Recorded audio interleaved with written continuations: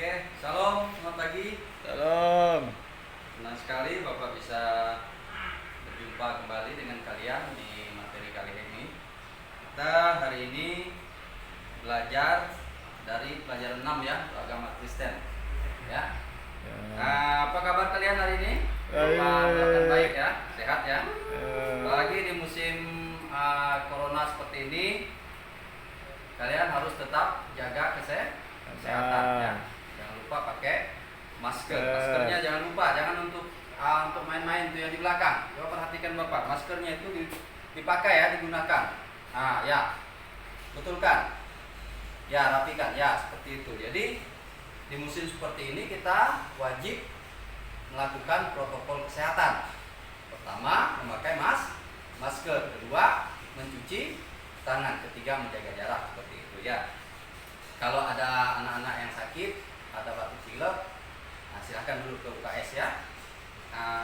Minta obat di sana dan minta izin untuk segera pulang aja. Karena kita tidak tahu kondisi kita masing-masing ya. Kita akan istirahat di rumah, setelah pulih, setelah sehat, minum obat, baru kita lanjutkan lagi sekolah seperti itu. Ya. Sebelum masuk ke pelajaran kita, Bapak mau memimpin kita dalam doa dulu. Mari kita berdoa. Tuhan Yesus, terima kasih untuk hari ini. Tuhan telah mengantarkan kami dari rumah kami sehingga kami boleh tiba di tempat ini, di sekolah kami. Dengan penuh sukacita kami akan belajar dari firman Tuhan. Kami akan belajar dari materi yang akan guru sampaikan. Biarlah materi yang guru kami sampaikan pada hari ini ya Bapak dapat berkenan, dapat kami lakukan dalam kehidupan kami hari lepas hari. Dalam nama Yesus kami berdoa dan kami buka pelajaran hari ini. Haleluya. Amin. Ya.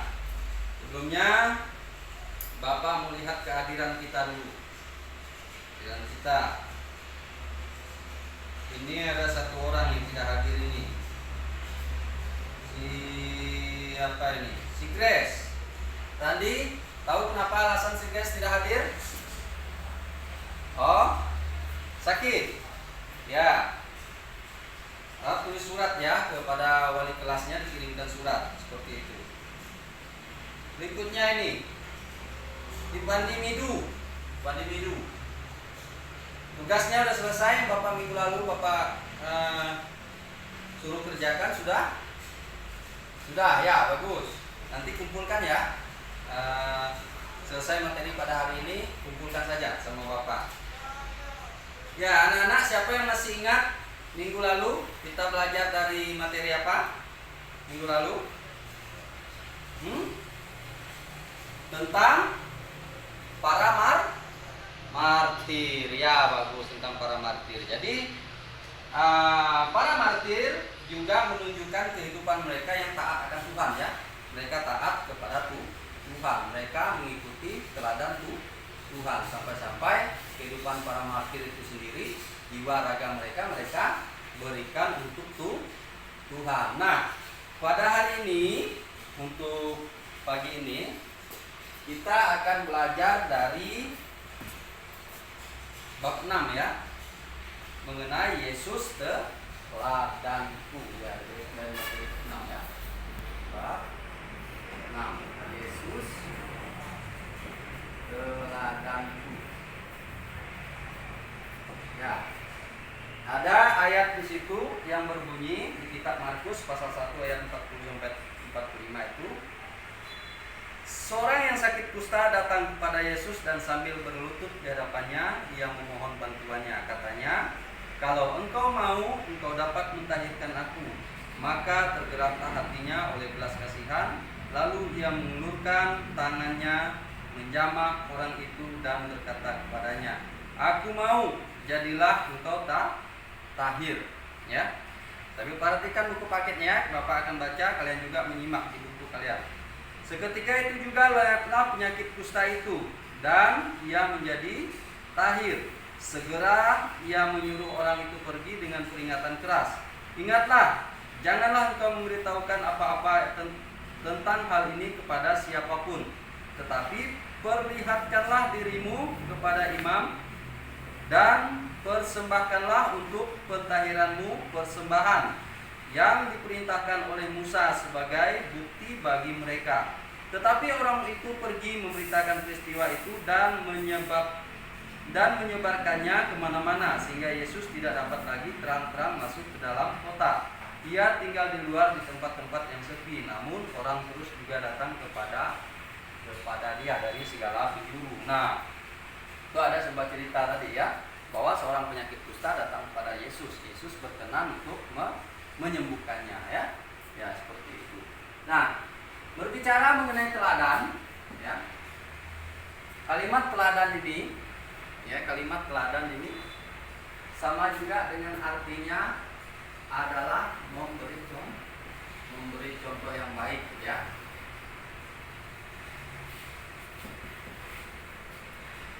Teladan itu adalah hal-hal yang bersifat bisa ditiru. Nah, kalau arti katanya itu dari bahasa Indonesianya itu ideal, sesuatu yang ideal ya, yang bisa untuk kita tiru seperti itu ya. Berikutnya, apa sih yang membuat kita itu, atau kenapa sih diri Yesus ini layak untuk kita teladani? Ada yang tahu kenapa Tuhan Yesus layak untuk diteladani? Ya, betul. Bahwa yang pertama, Yesus peduli dengan yang menderita ya. Tuhan Yesus peduli terhadap orang yang menderita ya. Contoh tadi ada cerita seorang yang sakit kusta yang datang kepada Yesus, yang memohon belas kasihan kepada Tuhan Yesus untuk memohon kesembuhannya. Bukannya Yesus geli, bukannya Yesus menolak untuk memberi kesembuhan, tetapi malah sebaliknya Tuhan Yesus menolong ya. Tuhan Yesus memberikan belas kasihan. Oleh belas kasihan, dia mengulurkan tangannya, menjamah orang kusta itu, sehingga orang kusta itu menjadi sembuh. Seperti itu ya. Ya, apa yang terjadi setelah itu? Orang kusta itu menjadi sangat heran ya. Wow, badannya yang awalnya sakit ini menjadi sangat bersih ya. Sangat bersih, sehat seperti itu. Sehingga dengan penuh sukacita dia buru-buru untuk datang ke kota dan memberitahukan kepada orang-orang, sehingga efeknya orang-orang jadi tahu bahwa keberadaan Yesus, dan Yesus berusaha untuk menghindar. Tapi bagaimanapun yang namanya orang banyak pasti akan menemui Yesus ya. Berikutnya, kenapa Tuhan Yesus itu layak diteladani? Berikutnya ya, karena Yesus dekat dengan orang yang dilecehkan ya. Yesus dekat dengan ya orang yang dilecehkan. Siapa yang tahu dilecehkan ini yang bagaimana sih yang dilecehkan? Orang yang diolok-olok ya, bagus Grace. Orang yang diolok-olok ya. Orang yang dilecehkan juga orang yang dianggap tidak mampu, dianggap tidak ada artinya seperti itu ya. Diolok-olok dia, kamu tuh jelek, untuk apa kamu tuh belajar aja tidak mampu, nilai kamu aja rendah, kamu suruh nyanyi suaranya kemana-mana, dilecehkan. Itulah sikap-sikap dilecehkan. Kamu itu hidup tidak benar, kamu hidupnya hari Minggu tidak ke gereja, dilecehkan seperti itu. Itu tidak baik ya. Tuhan Yesus tidak senang terhadap sikap kita yang seperti itu ya. Sebaliknya ya, bahwa di situ ada sebuah kisah ketika Tuhan Yesus pergi ke daerah Sikar ya, di sebuah kota di Samaria yang terletak di antara Yerusalem di selatan dengan Galilea sebelah utara. Ini adalah sebuah tindakan yang tidak lazim bagi orang Yahudi pada masa itu, karena mereka tidak mau atau bisa menghindari jalan daerah itu, ya. Ya. Di Sikar, Yesus pergi sebuah sumur, dinamai sumur Yakub. Saat sedang kehausan, Yesus meminta minum dari perempuan Samaria yang menimba air di situ. Tetapi jawab perempuan itu, ya, dia tidak berani, dia tidak layak, seperti itu, ya. Ya. Sikap Yesus yang tidak menghakimi dan tetap membuka diri kepada perempuan itu yang tidak kenal dan menyebabkan perempuan itu bersukacita. Ia bahkan menjadi salah satu penginjil yang pertama yang mengajak sanak keluarganya dan teman-temannya untuk melayani Yesus, untuk menemui Yesus, seperti itu. Ya, kita tahu bahwa perempuan Samaria ini, ada yang tahu kisahnya? Ya, dia kalau bahasa kita di sini dia adalah ya kupu-kupu malam. Nah, nanti kalian cari, bukan kupu-kupu yang terbang malam-malam, yang terbang hinggap di dedaunan itu, ya. Konotasi kupu-kupu malam di sini, ya, boleh dikatakan mereka ini perempuan, dia seorang perempuan Samaria ini adalah wanita penghibur, seperti itu, ya. Dan ketika Yesus melakukan penginjilan, ketika dia bertemu di sumur itu, dan dia pun mendapat keselamatan. Jadi itu, ya, Yesus dekat dengan orang yang dilecehkan. Jadi yang pertama, dekat dengan orang yang menderita. Berikutnya, kenapa Tuhan Yesus itu perlu diteladani? Ya, karena Yesus membenci ketidakadilan. Yesus membenci ketidakadilan. Ya, yang punya buku LKS, yang bawa stabilo, silakan di stabilo, dikasih kode, ya. Dikasih kode ringkasan-ringkasan dari Bapak. Yang punya buku paketnya jangan dicoret karena itu punya sekolah. Nanti kalian boleh catat ringkasan-ringkasan ini, kalian boleh rangkumkan, ya.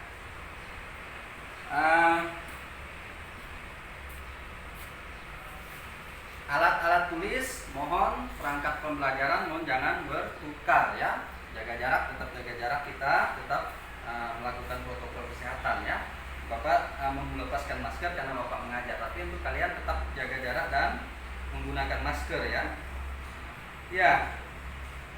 Kembali ke pelajaran kita, kenapa Tuhan Yesus itu membenci ketidakadilan, ya.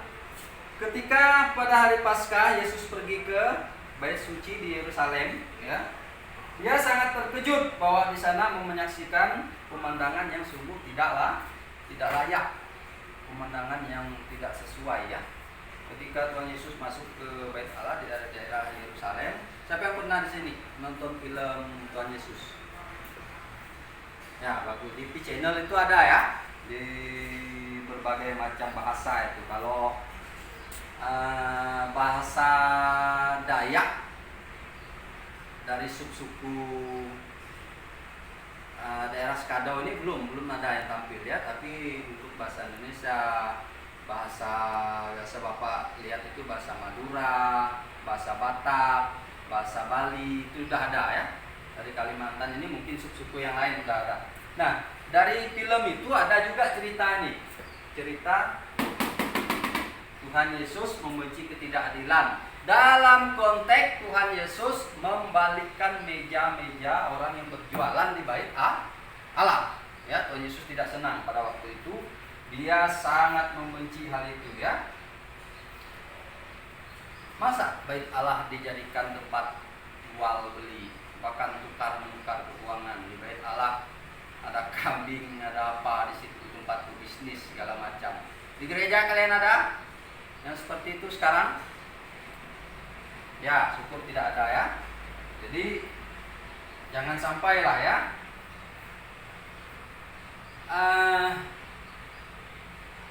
Gini, intinya jangan salah kaprah, ya. Tuhan Yesus tidak melarang orang untuk berjualan. Tuhan Yesus tidak melarang untuk orang berbisnis. Tuhan Yesus juga tidak melarang orang mencari uang. Ya.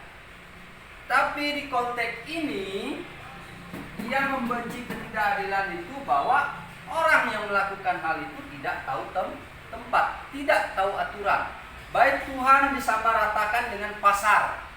Ya, itu yang membuat Tuhan Yesus menjadi marah. Ya. Itu. Ya, silakan dibaca itu ketika Tuhan Yesus. Bukan itu masalahnya ya tadi ya. Bukan itu masalahnya, masalah Tuhan Yesus marah lihat orang berdagang atau segala macam. Tidak, Tuhan Yesus senang lihat orang berdagang. Bahkan dia seorang tukang kayu ya. Orang Yahudi pergi ke bait suci pada masa Paskah untuk membawa kurban Paskah. Orang Yahudi wajib ke bait suci setiap tahunnya untuk mempersembahkan kurban. Nah, banyak dari mereka datang di tempat yang jauh. Mereka akan membawa sapi, lembu, kambing, burung merpati dan lain-lain dari jauh-jauh untuk dijadikan kurban Paskah.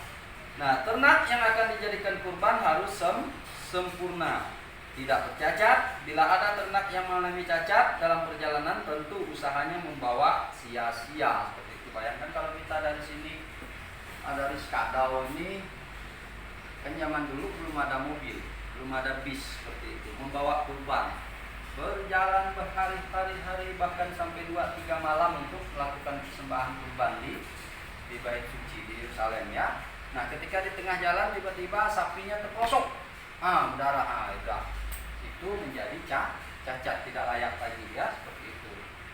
Lalu selain itu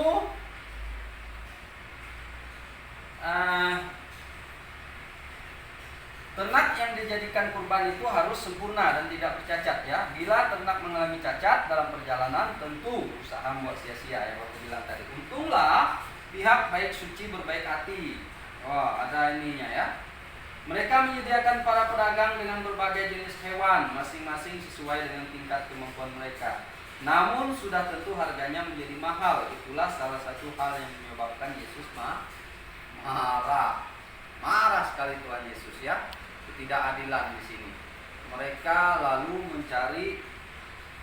mengambil kesempatan di dalam kesempitan. Itulah poin yang ini. Kenapa Yesus membenci ya. Berikutnya, teladan apa yang perlu kita ikuti dalam Yesus, yaitu Yesus membenci kemunafikan ya. Nah, Yesus juga membenci kemunafikan ya. Yesus sangat tidak senang ya.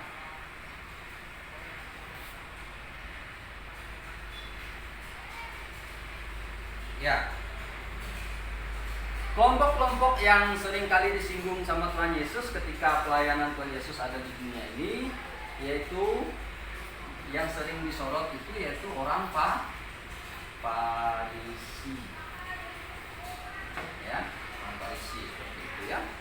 Mereka meyakini bahwa ketaatan kepada peraturan-peraturan keagamaan sangatlah meyakini bahwa itu sangat penting. Pada waktu itu banyak orang Yahudi yakin bahwa ketidaktaatan dan pelanggaran terhadap Taurat telah menyebabkan nenek moyang mereka dibuang ke Babel oleh Allah ya. Karena itulah sebab mereka berusaha taat kepada Taurat. Nah, orang-orang Farisi mengamati orang-orang yang melanggar hukum Taurat untuk menegur mereka. Kepada orang-orang inilah Tuhan Yesus berkata, pesan Tuhan Yesus pada orang Farisi, kenapa kamu melihat selumbar balok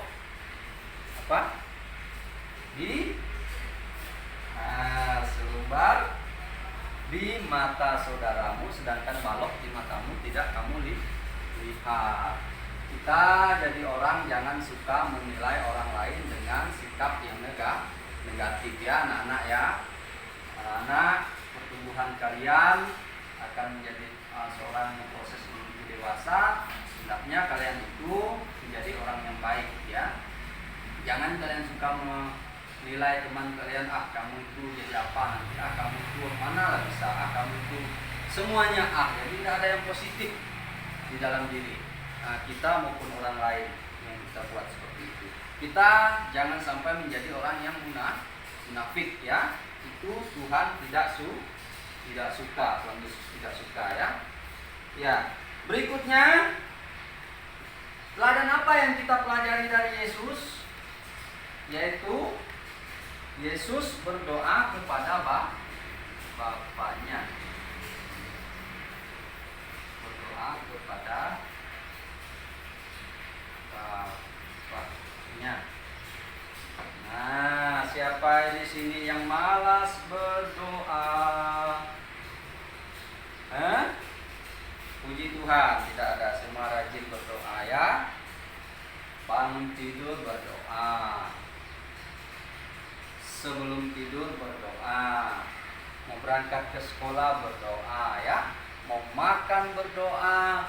Mau mendapatkan sesuatu berdoa. Nah, belajar tadi pun kita mulai dengan doa seperti itu.